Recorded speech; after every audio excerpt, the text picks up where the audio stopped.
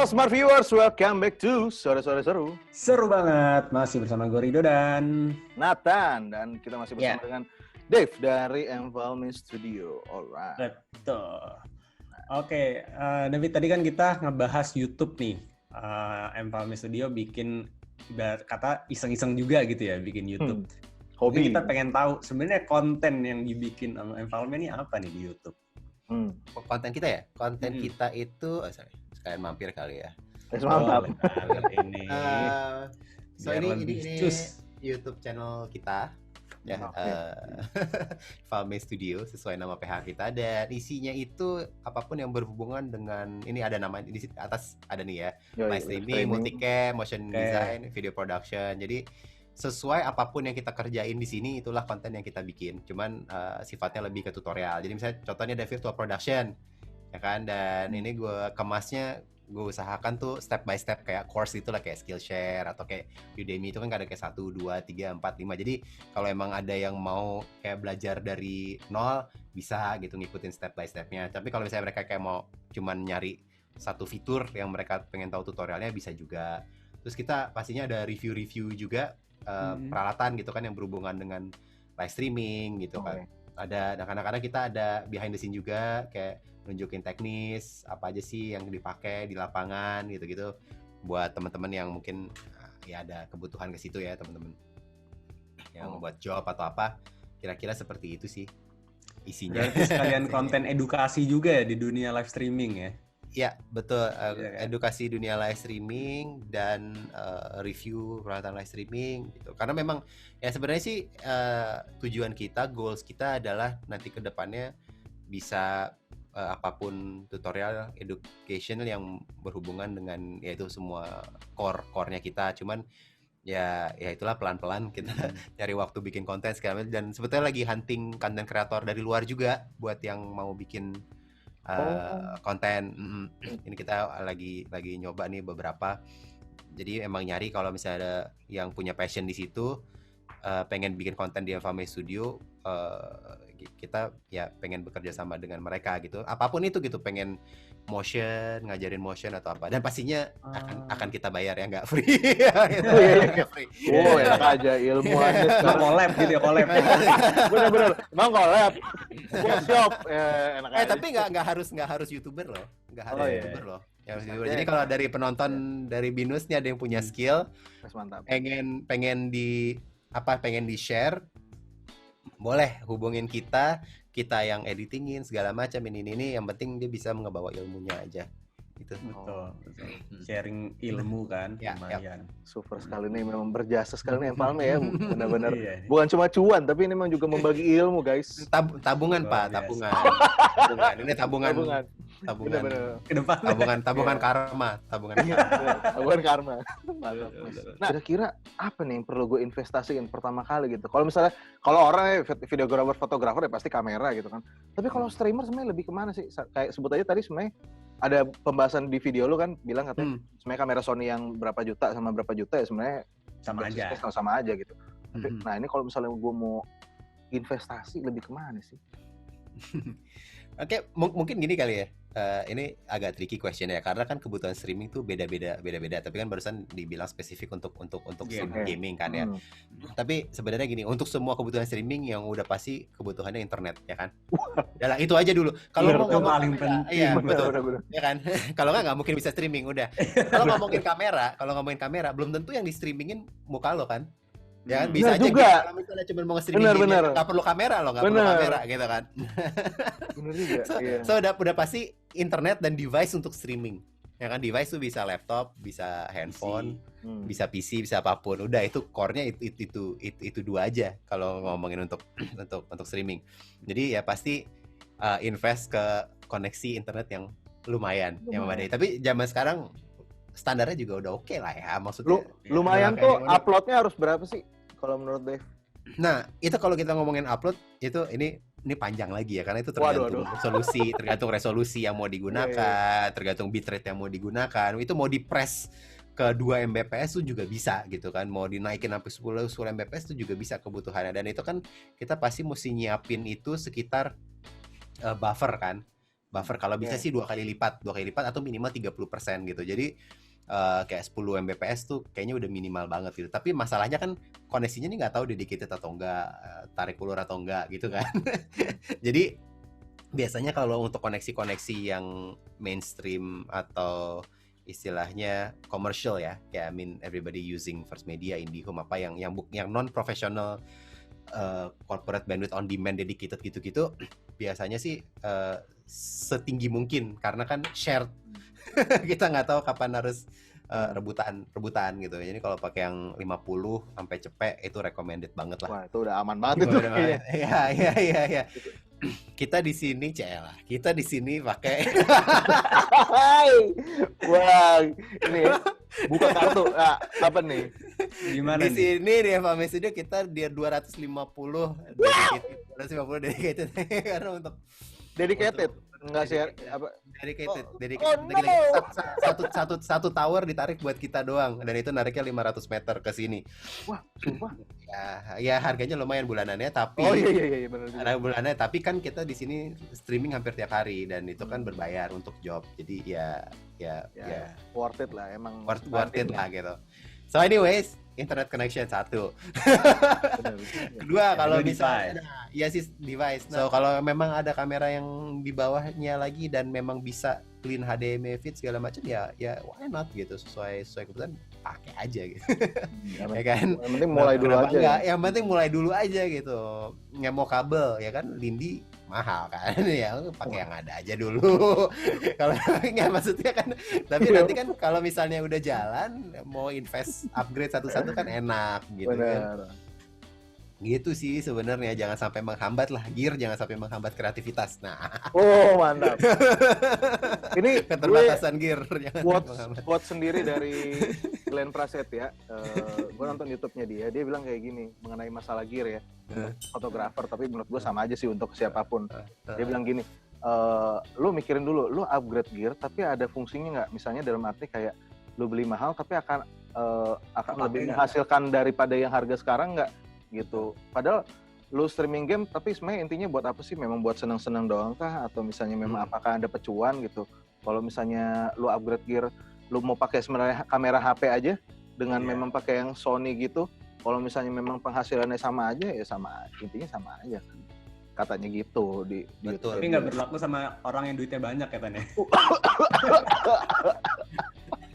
Mungkin ada orang yang mau spending kayak ya udah duit gue banyak mungkin gitu. Iya. Tapi akan selalu ada ya yang beli gear mahal tapi secara fungsional dipakai cuma 10% aja fiturnya. Makanya itu dia bosku. Karena Overkill jadinya, asal mahal aja kan gitu. Iya, kan ngeliat wah gokil nih. Ya udah maksimal aja beli, tapi akhirnya ya udah juga sih gitu.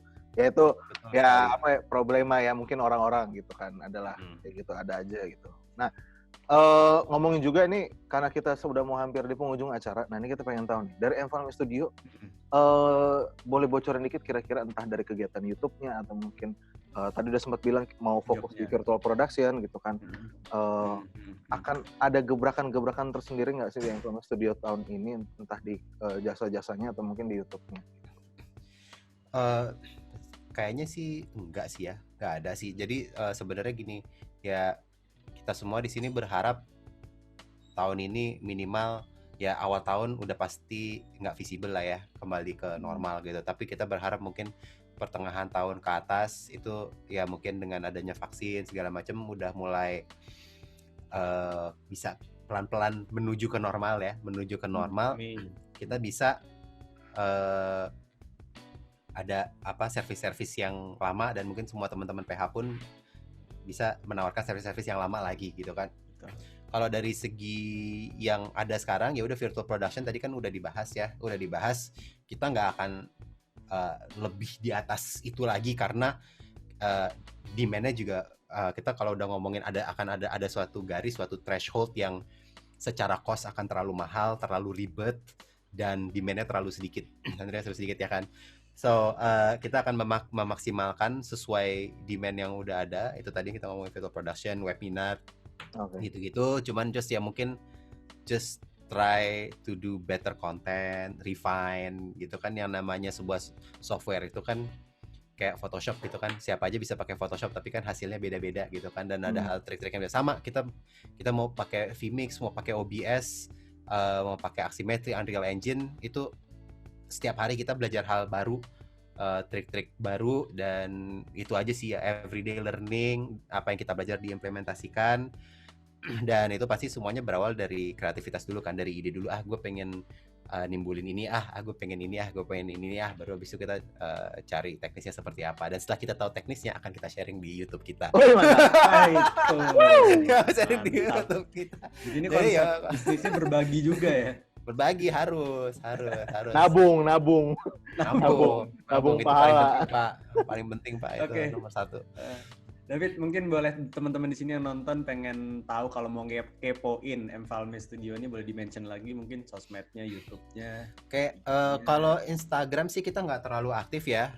Ini YouTube-nya ya, Enfalme Studio, silahkan mampir. Kalau kalian suka dengan kontennya, boleh silahkan di-subscribe dan Jangan lupa itu di subscribe ya. ting loncengnya ya. Lonceng. Loncengnya ya kan. Terus kalau misalnya mau request tutorial juga boleh. Di sini kita kadang-kadang by request gitu kan, pengen tahu. Kadang-kadang kita kan kadang-kadang nggak kebayangkan apa sih yang orang pengen tahu segala macam, terus ada yang nanya, terus kalau kita pas ada waktunya lagi free, kita bikinin gitu, atau mungkin tutorialnya nggak exactly ngejawab itu, tapi sekalian ngejawab yang lain juga. Nah, untuk teman-teman yang memang di dunia streaming dan belum join Facebook kita, bisa join. Ini ada Indonesia Streamer Society. Ini adalah komunitas streamers, mau itu secara profesional, mau itu wedding, mau itu event, mau itu PH besar, semuanya ngumpul di sini untuk berbagi ilmu. Ini vibe-nya sangat positif di sini. Ada jual beli peralatan streaming juga, kadang-kadang ada yang harganya miring, terus mau tanya jawab segala macam, semuanya bisa di sini ya, bahas-bahas teknis. Tolong buat yang ikut jangan sharing streaming game kalian ya. Itu bahaya ya. Tiap hari Numpang promo. Setiap hari ngecopot-copotin yang naruh-naruh streaming game. Aduh. Harus, kecuali memang ada pertanyaan gitu. Ini streaming saya kenapa sih ngadet-ngadet gitu, atau apa di detik sekian gitu. Itu nggak apa-apa, boleh. Jadi khusus teknis. Nah, kalau yang buat virtual production, kita juga ada ini komunitasnya baru mulai ya. Belum gitu banyak membernya. Nah, ini ngebahas khusus untuk virtual production yang menggunakan green screen. Ini lebih ke profesional, ranahnya PH-PH. Kalau yang ISS ini lebih ke anyone who's interested in streaming, yang tertarik streaming, boleh silakan join. Gratis kok, gratis. Gratis. Semuanya gratis. Ilmunya nanti itu bahkan memang akhirnya bisa menghasilkan malah jadinya ya. Amin. Insya Allah. Oke. Nah, Dev, ini pertanyaan terakhir. Buat dari Dev mungkin boleh kasih tips pertama deh buat seorang streamer yang harus diperhatikan tuh apa sih, misalnya dari segi technical, karena kan memang Enfalme Studio memang lebih ke teknisnya kan, bukan kreatifnya secara general gitu kan. Yang harus diperhatikan tuh kayak misalnya mungin jangan sampai hindariin ya bla bla bla gitu, apa sih? Oke, kalau misalnya sebagai streamer, gue kan bukan streamer sebenarnya kan. Maksudnya gue bukan streamer as in gue streaming gitu kan, lebih ke jasa. Nah, paling jadi gue bisa ngasih tips itu lebih ke mungkin teman-teman yang menawarkan jasa streaming kan. Nah, menurut gue tipsnya cuma satu sih sebetulnya, testing. Persiapan Prepare-nya harus kuat ya. Iya, jadi maksudnya kita nih udah ngerouting, kita tahu kebutuhan klien segala macam. Ya udah di studio di setup dulu, dicoba dulu, dijalanin dulu, baru nanti dibawa ke lapangan gitu, bawa ke klien. Itu testing. Dan yang kedua, tadi gue bilang satu, tapi satu lagi nih. Always have backup for everything. Oke. Jadi besar dari pengalaman gitu. Iya. Misalnya capture card kepake 3, ya itu minimal bawa 3 lagi. Gitu kan. Sound card kepake 2, minimal bawa sound card 2 lagi gitu. Pokoknya semuanya tuh ada backup. Ada backup lah. Oke. Kita tuh video card tuh kayak sampai 1 ini plastik gitu loh bawa. Capture card sampai 1. Karena kita juga nggak ada yang tahu ntar terjadi apa gitu ya. Ya, karena ini beda dengan video production yang biasa kan. Video production yang biasa you can cut, memang ada terbatasan waktu ya kan, overtime segala macam. Tapi kalau ini kan nggak bisa. Maksudnya everything is on the fly gitu, split second segala macam, dan itu butuh mental yang kuat, dan mental yang kuat itu bisa didapatkan ketika kita sudah testing dan semua ada backup. Bener nggak? Ya kan? Kalau misalnya belum dijalanin dan kalau misalnya nggak ada backup equipment, itu pasti lo, aduh kalau misalnya ini down gimana? Aduh kalau misalnya ini nih. Tapi kalau semuanya udah santai, pasti kita juga pembawaannya udah kayak ya bukannya minta masalah, tapi kayak ya bring it on gitu kan. Gitu kan. Soalnya memang kalau misalnya seorang mungkin penyedia jasa streamer atau memang broadcaster sama ya, pokoknya intinya yang harus dipegang, di show must go on, mau apapun yang terjadi kan, makanya harus ada backup dan lain-lain gitu. Itu mau apapun yang terjadi. Betul. Gitu. Nggak mungkin tiba-tiba mungkin lagi rapat meeting perusahaan besar terus putus, ya udah kan nggak enak juga nama kita kan gitu. Begitulah.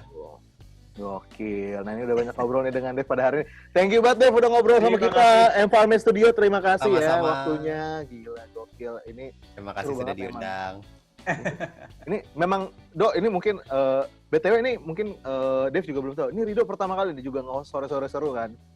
Oh gitu. Oke. Iya. Nah, congratulations. Gue masih ngasih bintang gak nih? Masih ngasih berapa bintang? Mau review nih. Masih host magang berarti. Kan baru boleh subscribe aja channel Binus TV. Ya gitu. Oh ya, pasti. Promonya malah Binus TV. Pasti. Di promo. Sub for sub ya. Jadi ceritanya gue tuh selalu ngundang pasangan gue kan selalu request narsum kan. Nah gue juga pengen ngundang narsum sendiri yang pengen gue ajak ngobrol gitu kan. Nah yang selalu kedapetan tuh narsum-narsum yang dari gue pengen. Nah ini salah satunya lagi akhirnya Environment Studio gitu. Pasangan gue tuh nggak pernah selalu dapet mau diundang gitu kan, dia pengen siapa karena nggak dapet, selalu dari narsum gue. Jadi memang selalu senang untuk ngobrol dengan narsum-narsum gue ya, tentunya juga sama Environment Studio gitu. Mantap, terima kasih. Nah mudah-mudahan nanti di kesempatan berikutnya kita bisa kerjasama lagi ya Environment, mudah ngobrol-ngobrol lagi dengan kayak gini, bagi-bagi ilmu gitu. Dengan tadi jangan lupa ya Smart Viewers, komunitasnya ikut-ikutin juga gitu. Oke, akhir kata Nathan pamit. Rido pamit. Sampai jumpa di episode selanjutnya. Bye-bye. Bye.